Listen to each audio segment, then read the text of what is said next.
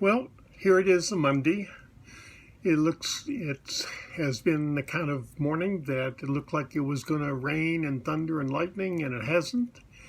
And it still looks like it could rain and thunder and lightning, but we'll see.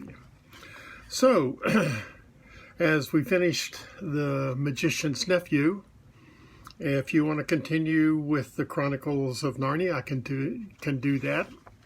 I discovered that in 1950, The Magician's Nephew was written, and then The Lion, the Witch, and the Wardrobe was written, and then The Horse and the Boy, The Horse and His Boy was written. One was in 50. The Chronicles of Narnia were 51. The Horse and His Boy was 52.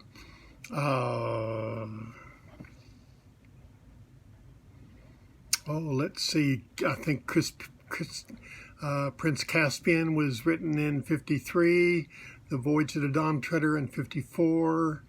The Silver Chair was written in 55. And The Last Battle in 56. So it seems that once he got started, he wrote one a year. So, if you're not interested in The Lion, the Witch, and the Wardrobe, if you'll let me know what you'd like to hear, we can make switches. So, The Lion, the Witch, and the Wardrobe. Lucy looks into a wardrobe. Once there were 4 children whose names were Peter, Susan, Edmund, and Lucy. The story is about something that happened to them when they were sent away from London during the war because of the air raids. They were sent to the house of an old professor who lived in the heart of the country, 10 miles from the nearest railway station and 2 miles from the nearest post office. He had no wife, and he lived in a very large house with a housekeeper called Mrs. Macready, and 3 servants. Their names were Ivy, Margaret, and Betty, but they do not come into the story much. He himself was a very old man with shaggy white hair, which grew over most of his face as well as on his head, and they liked him almost at once. But on the first evening when he came out to meet them at the front door, he was so odd-looking that Lucy, who was the youngest, was a little afraid of him, and Edmund, who was the next youngest, wanted to laugh and had to keep on pretending he was blowing his nose to hide it.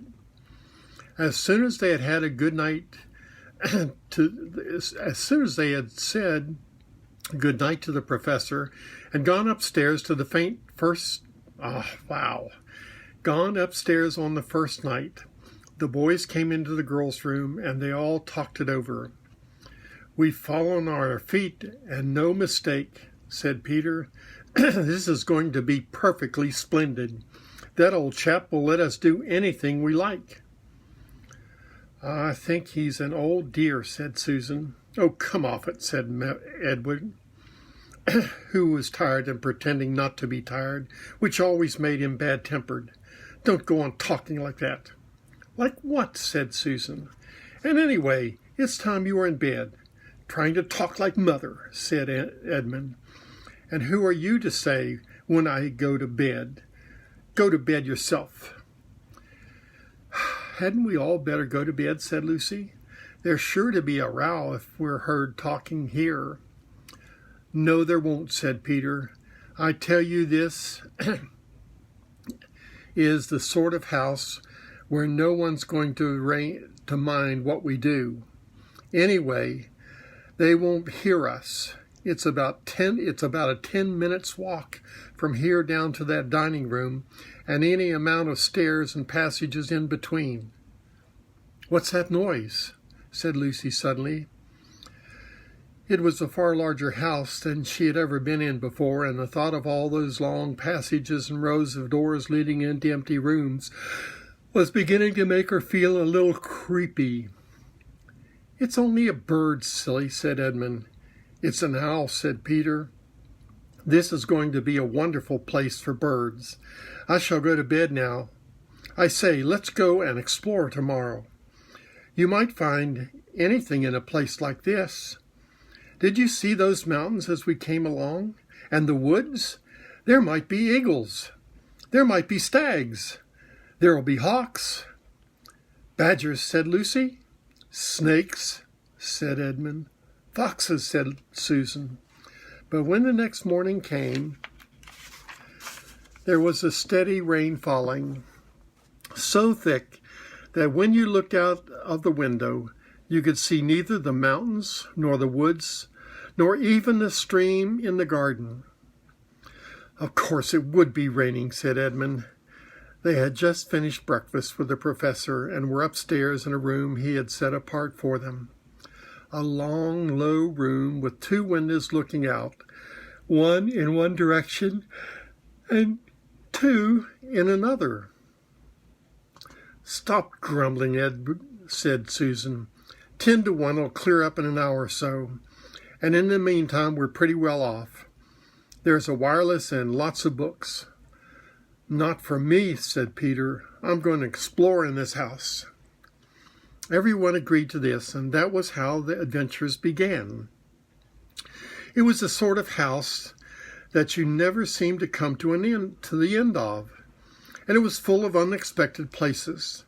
The first few doors they tried led only into spare rooms, so everyone had expected that they would. But soon they came to a very long room full of pictures, and there they found a suit of armor, and after that was a room all hung with green, with a harp in one corner. Then there came 3 steps down and 5 steps up, and then a kind of little upstairs hall, and a door that led out into a balcony. And then a whole series of rooms that led into each other and were lined with books, most of them very old books, and some bigger than a Bible in a church. And shortly after that, they looked up into a room that was quite empty except for one big wardrobe, the sort that has a looking glass in the door. There was nothing else in the room at all except a dead blue bottle on the windowsill. Nothing there, said Peter, and they all trooped out again, all except Lucy. She stayed behind because she thought it would be worthwhile trying the door on the wardrobe, even though she felt almost sure that it would be locked. To her surprise, it opened quite easily, and 2 mothballs dropped out. Looking into the inside, she saw several coats hanging up, mostly long fur coats. There was nothing Lucy liked so much as the smell and the feel of fur. She immediately stepped into the wardrobe and got in among the coats and rubbed her face against them, leaving the door open, of course, because she knew that it is very foolish to shut oneself into any wardrobe. Soon she went further in and found that there was a second row of coats hanging up behind the first row. It was almost quite dark in there, and she kept her arms stretched out in front of her so as not to bump her face into the back of the wardrobe. She took a step further in, then 2 or 3 steps, always expecting to feel woodwork against the tips of her fingers, but she could not feel it. This must be a simply enormous wardrobe, thought Lucy, going further in and pushing the soft folds of the coats aside to make room for her. Then she noticed that there was something crunching under her feet. I wonder, is that more mothballs, she thought, stooping down to feel it with her hands. But instead of feeling the hard, smooth wood of the floor of the wardrobe, she felt something soft and powdery and extremely cold. This is very queer, she said, and went on a step or 2 further. Next moment, she found that what was rubbing against her face and hands was no longer soft fur, but something hard and rough and even prickly. Why, it's just like branches of trees, exclaimed Lucy. And then she saw that there was a light ahead of her, not a few inches away where the back of the wardrobe ought to have been, but a long way off. Something cold and soft was falling on her. A moment later, she found that she was standing in the middle of a wood at night time with snow under her feet and snowflakes falling through the air. Lucy felt a little frightened, but she felt very inquisitive and excited as well. She looked back over her shoulder, and there, between the dark tree trunks, she could still see the open doorway of the wardrobe, and even catch a glimpse of the empty room from which she had set out. She had, of course, left the door open, for she knew it was a very silly thing to shut oneself into a wardrobe. It seemed to be still daylight there. I can always get back if anything goes wrong, thought Lucy. She began to walk forward, crunch, crunch, over the snow and through the woods toward the other light. In about 10 minutes she reached it and found that it was a lamp post. As she stood looking at it, wondering why there was a lamp post in the middle of a wood, and wondering what to do next, she heard a pitter-patter of feet coming towards her. And soon after that, a very strange person stepped out from among the trees into the light of the lamp post. He was only a little taller than Lucy herself, and he carried over his head an umbrella, white with snow. From the waist upward, he was like a man, but his legs were shaped like a goat's. The hair on them was glossy black, and instead of feet, he had goat's hoofs. He also had a tail, but Lucy didn't notice that at first because it was neatly caught up over the arm and held the umbrella so as to keep it from trailing in the snow. He had a red woolen muffler around his neck, and his skin was rather reddish too. He had a strange but pleasant little face with a short pointed beard and curly hair, and out of the hair there stuck 2 horns, one on each side of his forehead. One of his hands, as I have said, held the umbrella. In the other arm he carried several brown paper parcels.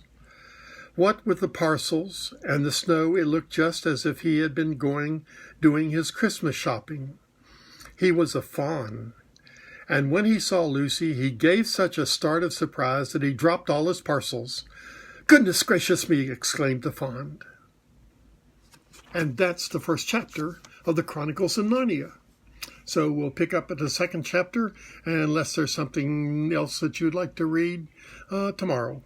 Love you all. Have a great day.